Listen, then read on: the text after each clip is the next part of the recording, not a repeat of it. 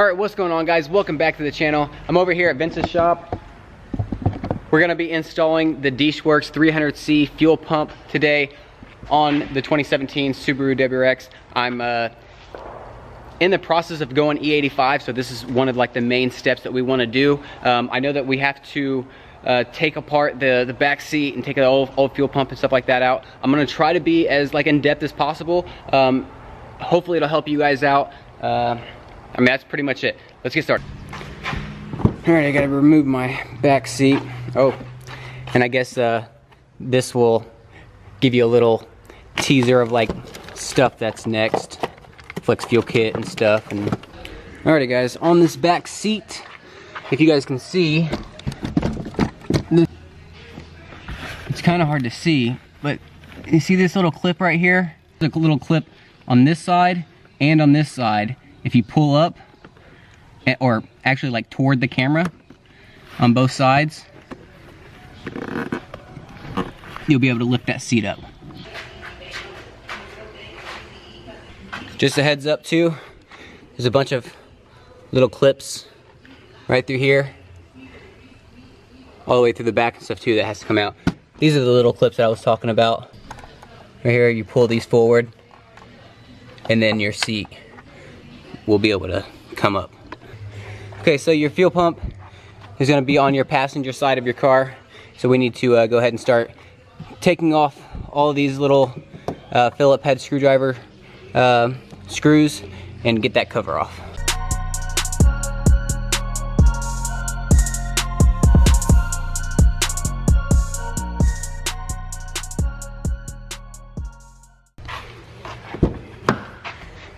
Alrighty, next we need to go ahead and just pop the hood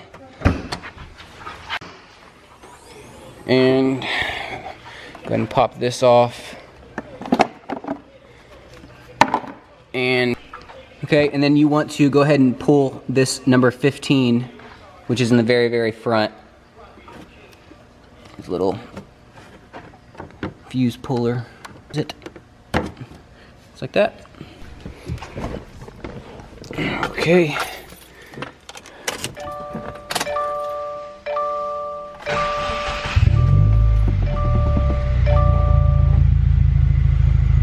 Alright, it should sit here and run for a little bit, and then eventually it should just kill itself. It might take a little bit, a few minutes, and then once all of the fuel is out of all the fuel lines and stuff, all the way back to the fuel pump, it'll eventually like stall itself and then die. There it goes, and she died. Alrighty, guys, this is off. I might just be able to just pop this fuse right here out, or not fuse, but this little clip. Yeah, just like that. So here's a little clip. Take that out. I didn't even have to take that other one out, so don't even take it out. Now, I just got a whole bunch of like towels and stuff just in case like any gas and stuff spills. Okay. It's gonna be hard for you guys to be able to see really, but these clips right here, these little green ones, you pull up on the bottom side of it, pull them out and then up. There it goes. And then go ahead and pop this one back. There might be like a little bit of fuel that'll actually squirt out, but it shouldn't be too bad. Yeah, there's a little tiny bit. It's stubborn. Yes. Oh! Woo! There was all kinds of pressure in that one. There's a lot of pressure in that still. I guess be careful on that one. Yeah. It smells like gas really bad. We went ahead and disconnected the battery and stuff too, because my doors are open, and so my battery doesn't die, and because the dome lights and stuff were on, I thought go ahead and just disconnect the battery. So if you want to do that, it'd probably be safe anyways, since we're messing with fuel. Get that out. Alrighty, guys, now there are, what is this, 8 mil? Mm-hmm. There's like freaking 15, maybe 10. There's only 6. 6. No, there's like 8. There's 8 of them. You want to go ahead and just take all those out too.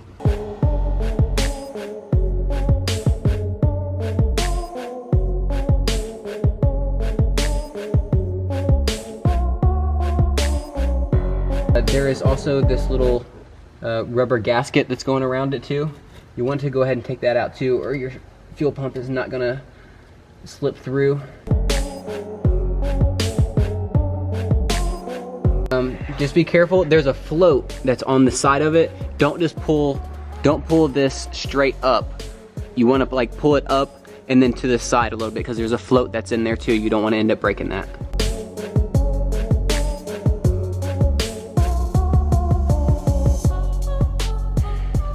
Alrighty guys, there are where the spring and stuff is only on one side. Like when I go and push this thing down, you see this little C-clip right here? You got to be able to take that off so that this top will be able to come off itself also. You just don't want to lose it. That's the only thing. Alrighty, got those fuel or the spring and stuff out. Definitely, it's kind of a pain, but you want to pull those out and then turn it to the side as you're pulling it out to be able to get those rods out. Because if you just try to pull straight out, it doesn't work for you. So you have to like turn the whole top thing to the side. Alright, so there are two little clips right here. This one, and then there's one on the opposite side also, right here, if you guys are able to see that. Looks like there's one right here too. Yep. So there's three total. There's another one right there next to the black and red wire.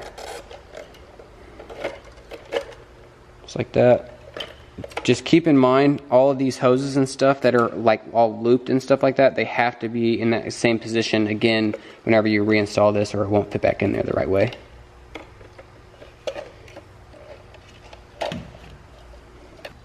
Alrighty guys, this black and blue wire too that's going straight through the middle, there's a little tab on the side. Go ahead and flip. You can see that right there on the top of my finger. Flip that with like a little screwdriver and then this will pop right out. So you want to go ahead and do that. So now we're going to go ahead and disconnect all of these little side pinch clips things. It's kind of a pain to be able to get.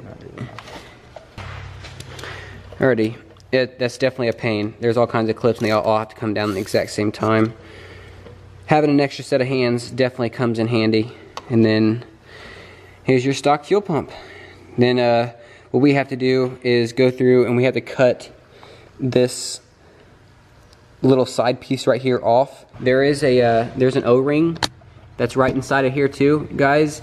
You want to make sure you're able to get that out, and the spacer, you want to be able to get that too. Also, with some of the DW300c fuel pumps, they have ridges on the side of it. Mine doesn't. It's smooth, so luckily I got lucky on that one. But if you do have ridges on the DW300c fuel pump, you got to be able to grind that down or cut this spacer in half, like just one side, so it's able to slide over the DW300c fuel pump. Just keep in mind on that. Alrighty guys, went ahead and I did it off camera. Went ahead and cut this piece right here off, and then cleaned all the edges and stuff off, just so it doesn't get in the fuel tank and stuff too. But that's what you want to cut off. This piece right here is the only thing that's actually going to be reinstalled onto the fuel pump. So this piece right here is pretty much just trash. The other blue wire that you actually pulled out of your stock fuel pump, that needs to come out of this also. Go ahead and take that out.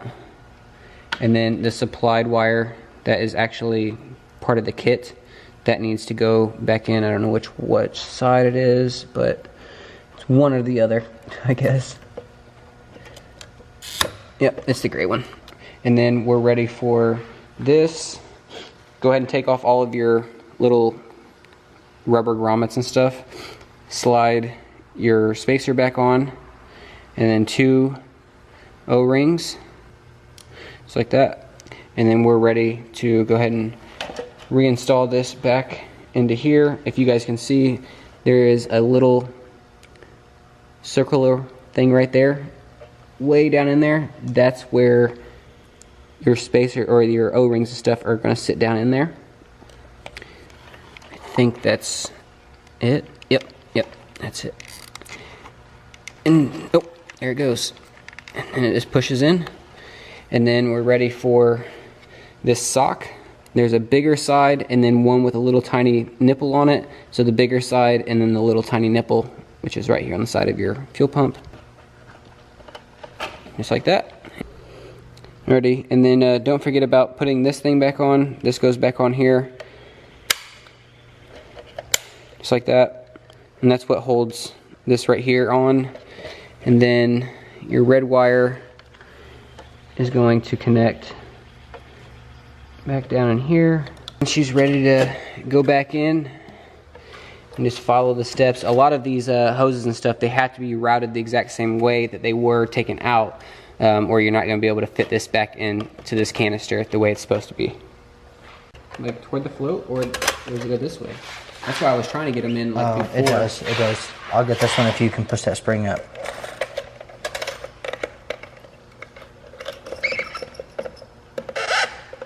Get yours in first. It's the bar. There it goes. Is yours in? Yep. Yeah? Mm-hmm. Now the wires. Alrighty, she's all back together. Get that line back up, and then the clip. Don't forget your O-ring or little C-clip that goes back onto this also. Just be careful because a lot of times they'll fly away.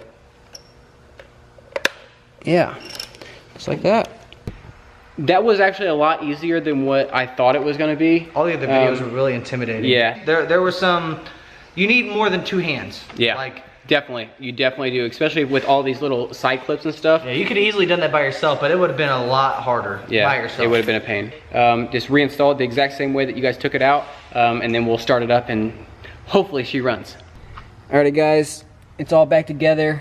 I'm gonna go ahead and just leave that the way it is, just in case we have to take it apart. And go ahead and reinstall that fuse this way. Where's your custom pliers? They're up there too. And then this one needs to go back on. Tighten that thing back up. All right, it should, I'm gonna go ahead and just prime the fuel pump. So you just wanna turn it on like 3 times, get the fuel through the system and stuff first. I think the fuel pump will probably be quite a bit louder than stock though too. Oh yeah, that's a lot louder.